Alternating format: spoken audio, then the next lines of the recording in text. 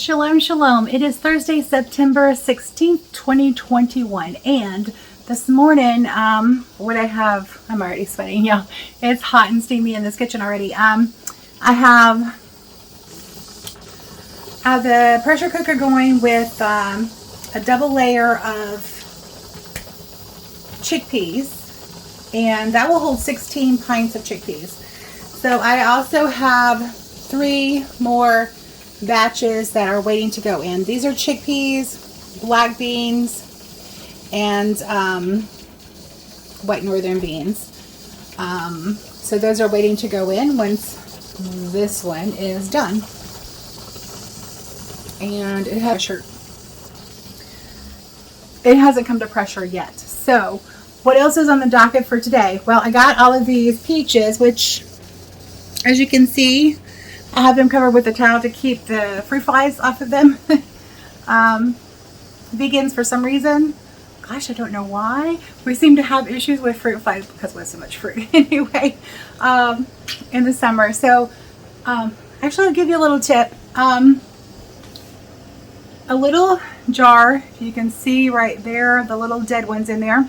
A little jar with a squirt of Dawn dish soap, and fill it halfway with water and then the other half with apple cider vinegar, and they'll land on there, and the dish soap changes the viscosity of the water, so they land on there and they sink. They're attracted by the apple cider vinegar, but they will sink and die. So what I'm working on now, and I'm getting ready to, as soon as the pot comes to, as soon as this pressure cooker comes to pressure, I will be working on de-stemming all of these grapes. And these are seeded grapes, which is the kind you want, guys. I know it's a pain in the butt to chomp down on a seed, but these are the kind you want. You don't want this but have the seeds bred out of them. You don't. Here are my jelly jars that I have washed up and sanitized, and they're waiting for the jelly. So I have another busy day ahead of me, which is fine because I like to stay busy. So yeah, I'm going to see how much I can get accomplished. I'm not sure, but we'll see. So the first thing I'm going to do is destem the grapes, and then I'm going to wash them, and then I'm going to wash them really good. Then I'm going to put them back in the pot, and I'm going to I'll let you know how much water. I'm going to put them in there. I think it's just a couple cups of water, and you're going to bring it to a boil for about 10 minutes, and then you're going to, as you're doing it, you're mashing the grapes to get the juice out. And then I have this old-fashioned. I need to put it together, but this is a mill. It's a food mill. Quite unlike, we used this a lot when I was little, and I loved it because you spin the handle one way and it mashes the juice out of the grapes, and then you spin it the other way and it scrapes the bottom so that all the juice will flow through. So it's a really economical way to juice the grapes. So I'll be doing that later. And you know, I actually have fond memories of doing this. This was one of the jobs that I absolutely loved doing when I was growing up. Tomatoes, grapes, peaches, pears, anything that you can grind to get juice or pulp. Yeah, it works great. Okay, so to make grape jelly, you need to turn the grapes into a grape juice. So what I've got here are all of my grapes sitting here. I've washed them. I just need to drain, rinse, and wash again. So for every 4 cups of grapes, I'm going to add a quarter cup to a half of a cup of water to the pot. That's just to make sure that the grapes don't stick. So I'm going to do that, and we'll be right back. Okay, so I had 7 of these 4 cups, measuring cups full of grapes, so that means I'm going to need 3.5 cups of water to add to the pan.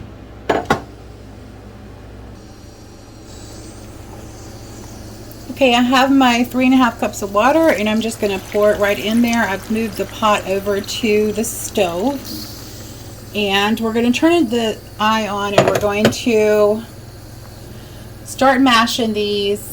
Actually, I'm going to steam it for a few minutes. Once the water in the bottom starts to boil, I'll steam it for a few minutes, and then I'll start mashing. And then we're just going to cook it. So then we're going to cook it from anywhere from 5 to 10 minutes, and I'll be back when that process is done.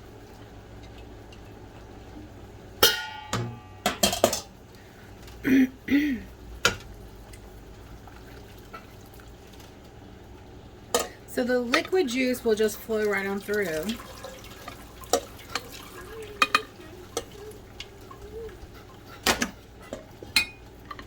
And then we smash.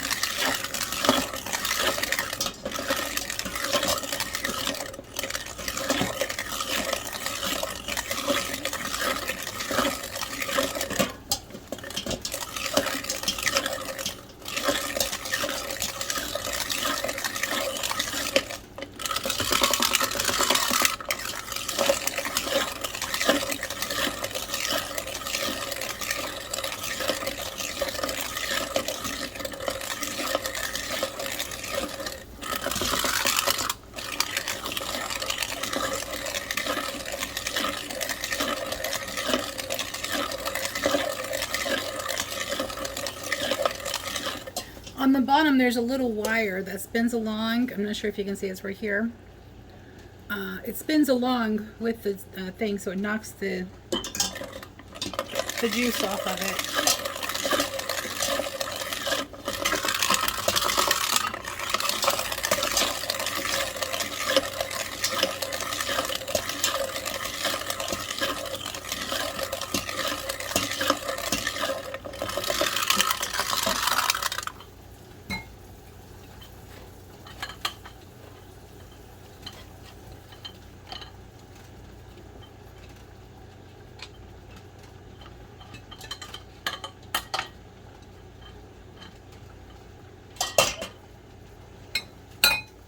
Okay, so I'm going to finish this pot right here, and we'll be back for the next step. Okay, so this is probably going to go pretty fast. I've got my 5 cups of juice in here. To that, I need to add 6 tablespoons of dry fruit pectin. But first, I need to measure out my sugar, which is, wow, 5 cups of sugar.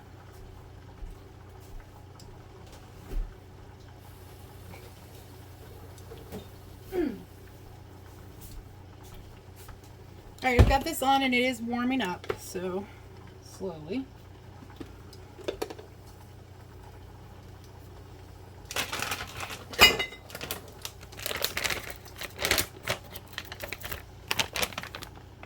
That's a lot of pectin, y'all. So I need to add 6 tablespoons. 1, 2, 3, 4, 5, 6. I'm probably going to have 3 batches of this, possibly 4. We need to bring this to a boil, and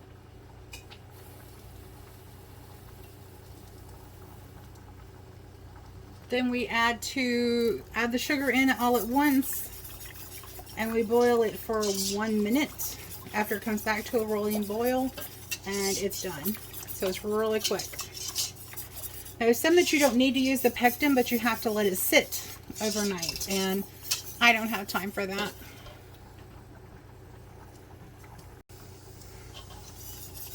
So we're just stirring the pectin to get it good and dissolved, and we're going to bring it to a rolling boil. I don't need this anymore.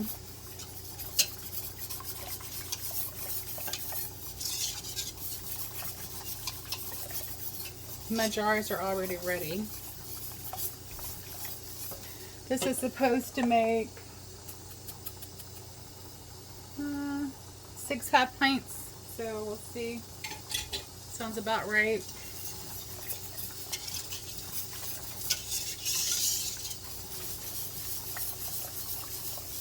Isn't that a beautiful color, though? I told Todd it's not the Concord grape color, but that is beautiful. And we just reached temperature here, so we're going to time that 1.5 hours. This is the second batch in the pressure canner. And I need to turn my temperature down on the high.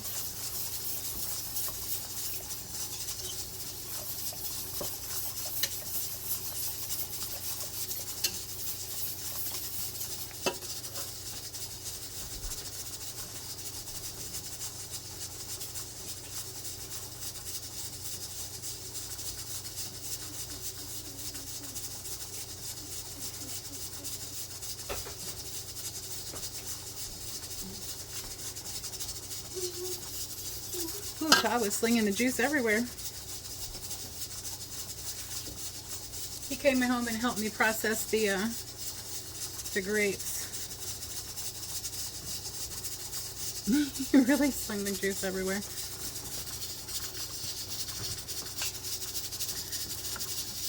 Sorry about the shaking. There's a whole lot of shaking going on. Okay.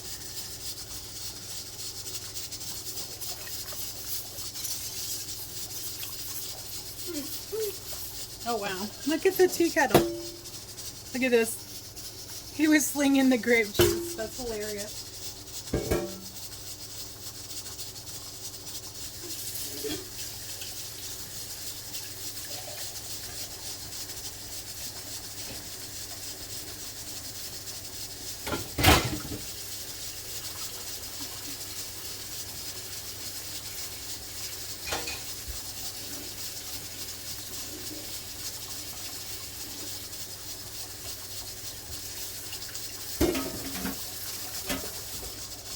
Although, to be honest, I could be false accusing him if that could have just popped out while it was,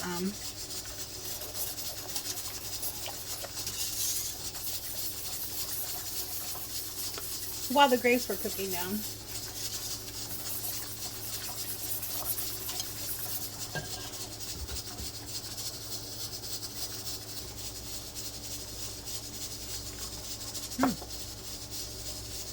It doesn't have a really strong grape taste, and I didn't put much water in it. And I put exactly what it called for. It doesn't have a real strong smell either.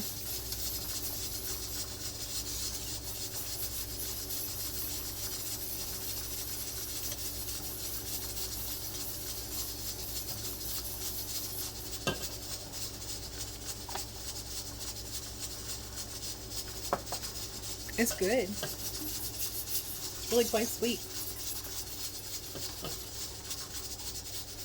I'm going to pull a chair over here and sit down because my back is hurting.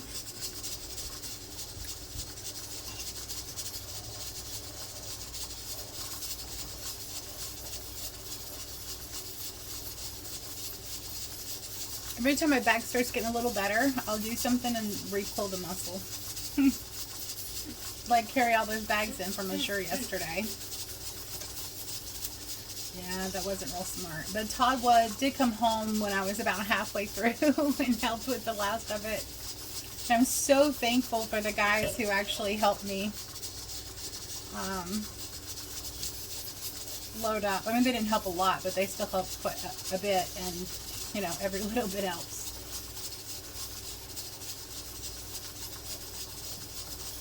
I was actually able to lay on my side a little bit last night, which was really nice because the side that I pulled is the side that I usually sleep on. And so it was really nice to kind of lay on my side a little bit last night.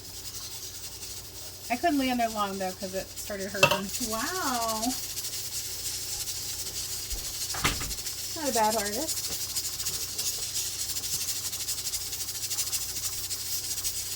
You just got a scan call. delicious. Dear Amazon customer. Well, I got a lot of customers. Never know.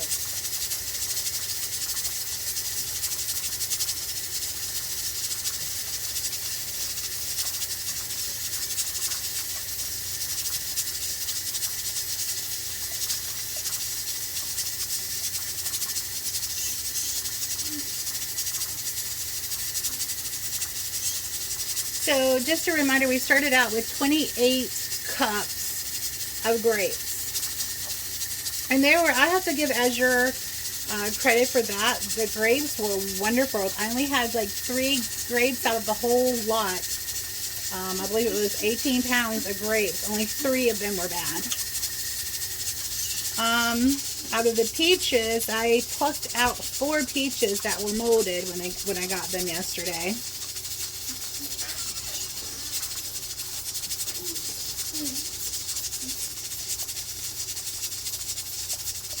So I'm not sure when I get those canned off. Probably it's going to be Sunday.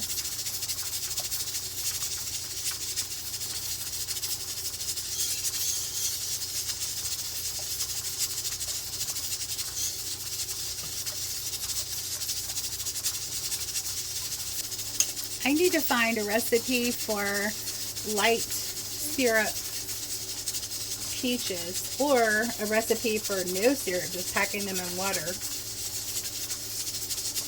Some people say it's not possible, but I've seen others do it. So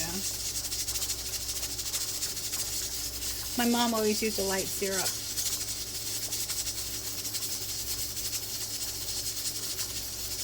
And then when the peaches were gone, she would use the syrup to sweeten things, because the syrup then was flavored with peaches.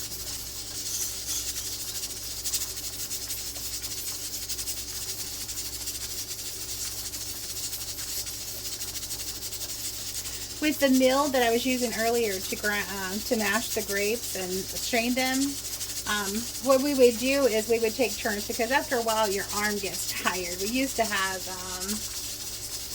like 4 grapevines, so we would get quite a few grapes off of them, and those were the Concord grapes. And so we would, one person would do the grinding one time while the other dipped the stuff in, and then it would get scraped out, and we would trade places. And by we, I mean my sister Michelle and I. Lena was usually the one washing the dishes and sterilizing the jars, because that's what she preferred. So Mom just let us do whatever we preferred to do. Me, I would pretty much help with anything, but I really did like the mill.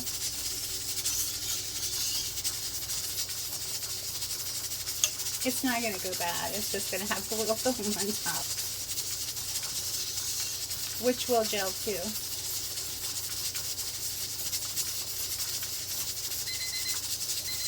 And timer's up, and it's time to ladle into the jars. Turn the heat off. Remove from the heat. I'm running out of room. Okay, let's see.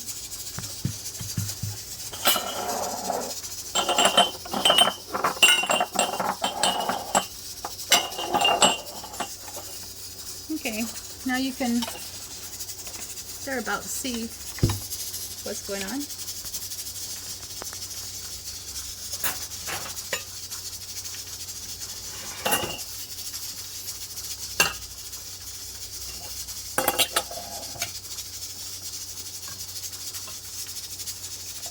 And then what they say it will. Maybe they go on the conservative side. I don't know. There's 7.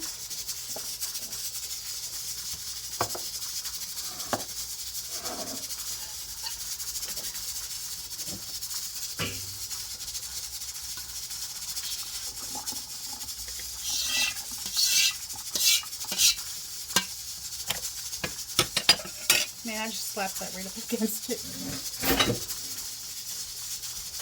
Oh, where's my spatula? Crap.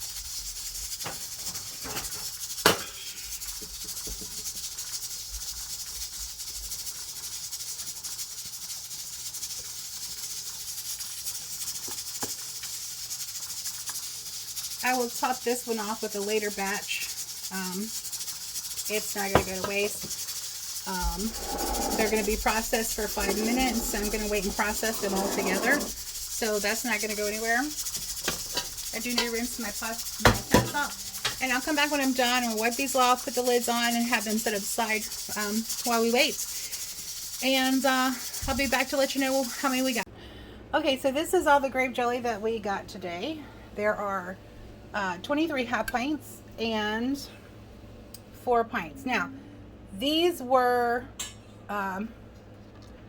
reused, and they're going to be kept in the refrigerator, so I'm not worried about them sealing or not sealing. They're going to go right in the fridge.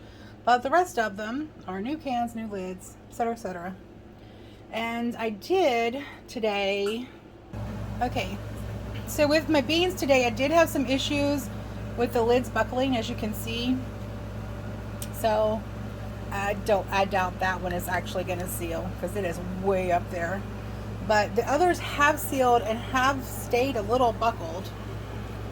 But I'm told by the manufacturer that that does not affect their seal. Now, we'll see about that.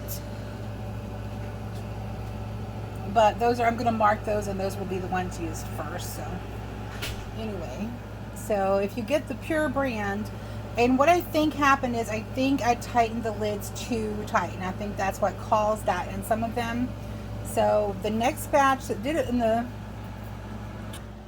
I did it in the first 2 batches, and so I have the 3rd batch going now back here.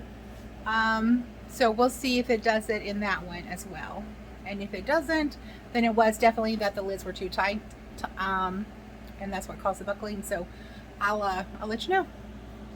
Hey, I just realized I did not finish doing the video for the beans, and where I was talking about the lids, the pure lids that were buckling, and I was running a few tests to see if it was because they were tightened down too tight.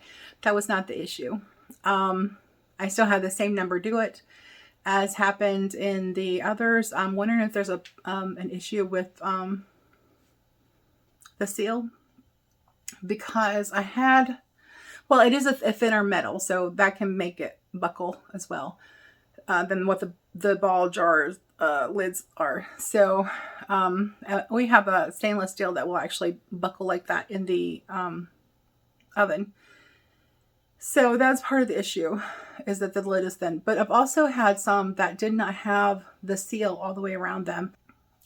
Every seal that failed was, I had like 2 or 3 seals that failed for every batch that I did. And every seal that failed, it was because it was a new batch and I wasn't paying attention to the lids. Pay attention to your lids, even if it's a new batch. It was missing the seal or portions of the seal on the lid. So that's why the seal failed.